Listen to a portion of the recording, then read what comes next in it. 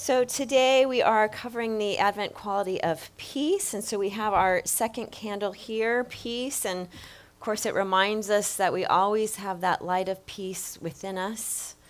And it's our choice whether we turn on that light of peace within us or not. And when we talk about peace today, when we're looking at peace today, I'm not talking about just peace outside of us. A lot of times we think of peace, peace out there. Really what we're talking about is peace here. How do we hold on to that quality of peace even when we're in everyday situations like traffic on the 101? Or riding a donkey when you're pregnant?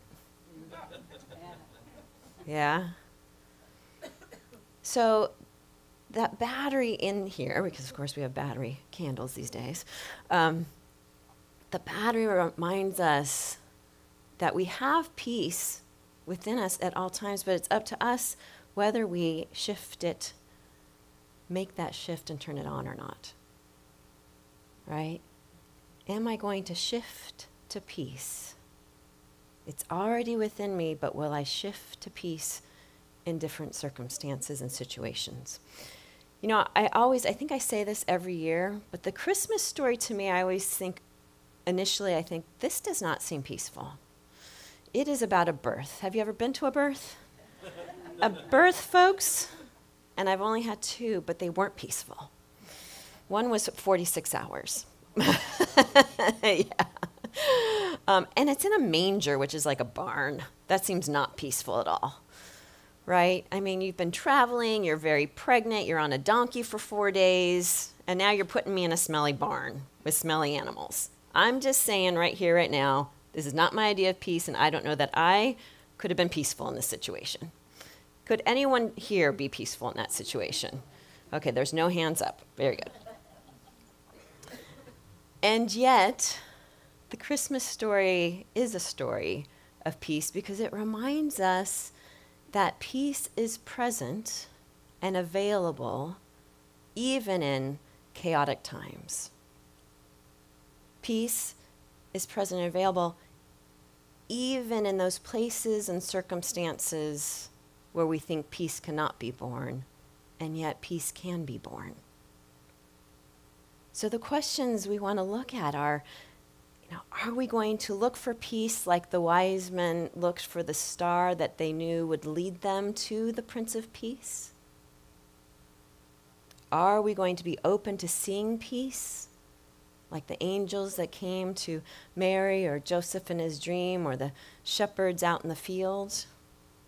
The voices were singing, "Glory to God in the highest, and on earth peace, goodwill toward humankind." As I was thinking about this week, I was like, you know that there's like that one shepherd, right, who is still too busy with his work over here, making sure he got his sheep in or whatever he was doing, that he missed the glory of angels singing in the field with all the others, right? Because there's always going to be that part of us that feels like I can only focus here on this work and get so busy and caught up that I'm missing an entire angelic choir in the sky. I'm not saying that's history fact. I'm just saying this is Stacy's head, right? Thinking like, there's this one. Because it's up to us to be conscious, mindful, and aware of the opportunities to experience and express peace. We get to choose whether or not we see the signs for peace, whether we choose to express peace, whether we want to be peace in every moment or not. So right now, we can see and focus on the war in the Middle East, or we can also focus on the fact that there was a ceasefire, that there was a truce. For a couple days, we had a little window of peace. Where do we want to put our focus? Because it's up to us to decide where our focus will be. And we know in Unity what we teach is that where our focus is, that's what's going to grow. Right? Where our focus goes, our life grows. So the more we focus on peace, the more we feel peace, the more we experience and express peace, that's then what our life is. Or we can focus on everything else other than peace, and we can feel and experience and express that as well. But it's sort of like food. Remember my first career, I was a dietitian. So, we become what we eat. Well, we also become what we focus on. So the other thought I had this week was, it's real easy to think, well, if I just moved to Hawaii, I would be real peaceful. If I just quit my job over here, this person just changed, then I would have peace.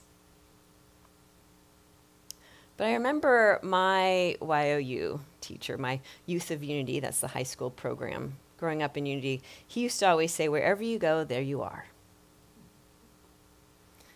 So if you don't have a peaceful mindset here, you're not going to have a peaceful mindset there. If you're unhappy here, it's going to follow you there.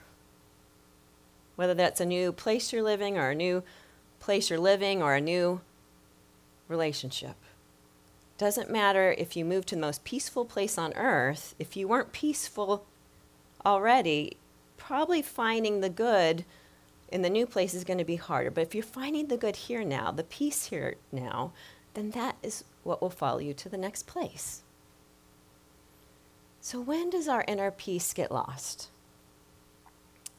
Well, usually nowadays it's getting lost when we're getting distracted by what's right in front of us. The news, right in front of us. Social media, they posted that, right in front of us. Or what a friend said, oh man, I can't believe they said that. Or relatives, we're around relatives a lot right now, right? So it's usually we get distracted by the news, social media, the people around us. And like last week, we start to focus on what's going wrong versus what's going right. And we focus on the darkness, particularly outside of us, instead of the light and the light of peace that's within us. So I'm here to remind us that we have a choice to turn towards the peace within us, that we can choose to focus on the peace and cultivate it that is right here within us. We can focus on that which we already have and cultivate that, express that. Our inner peace also gets hard to maintain when we haven't really been practicing our self-care. We've been too busy for self-care. I was just saying this yesterday. My peace is really hard to hold on to when I'm tired, when I'm hungry, when I'm overwhelmed. That's usually when we say too many yeses, which this time of year, it's real easy to say too many yeses. Or I haven't moved my body and been outside in the sunlight and fresh air. It's really hard to keep my peace, to hold my peace, right? When I'm overtired, overhungry, overwhelmed, overcommitted, and haven't moved. So our self-care greatly influences how easily we can shift back to and stay in a place of peace. So again, it's like the battery in the candle. We sometimes need to put a new battery in. And we can do that by filling ourselves up first with our self-care practices. So a lot of times during the holidays, we get really, really busy. And so we can let our inner peace be disturbed by the long line. Or we can stand there and we can think, I'm just going to bless everyone in line. Or I can get really upset, I'm online shopping. It's not going to arrive until after the 25th. Or I can shift to, I am so grateful I have the resources that I can buy these gifts. I can go into, Christmas is just not going to be the same as years past. And I'm not saying not to deny all the feelings, but what I'm saying is that we can then also have that choice of filling ourselves up. Well, what if I focus on the peace of beautiful memories from Christmases past? And then I can let the beauty of the peace of love of Christmases past, then let that flow into my Christmas of today. We always have a choice. So when we find ourselves irritated, annoyed, in disharmony, then in our mind we can go back to that scene in the manger and think, if Mary can do it, I can do it. If Mary can give birth to peace, the Prince of Peace, right? If Mary can give birth to peace in one of the most unpeaceful settings, a 4-day donkey ride in a manger giving birth, under unpeaceful circumstances, King Herod, the government wanting to kill her baby,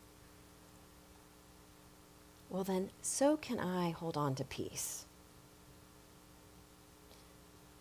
Henry Wadsworth Longfellow, who wrote Christmas Bells, it was first a poem and it became, of course, a popular Christmas song. But he wrote it after his son was injured in the Civil War.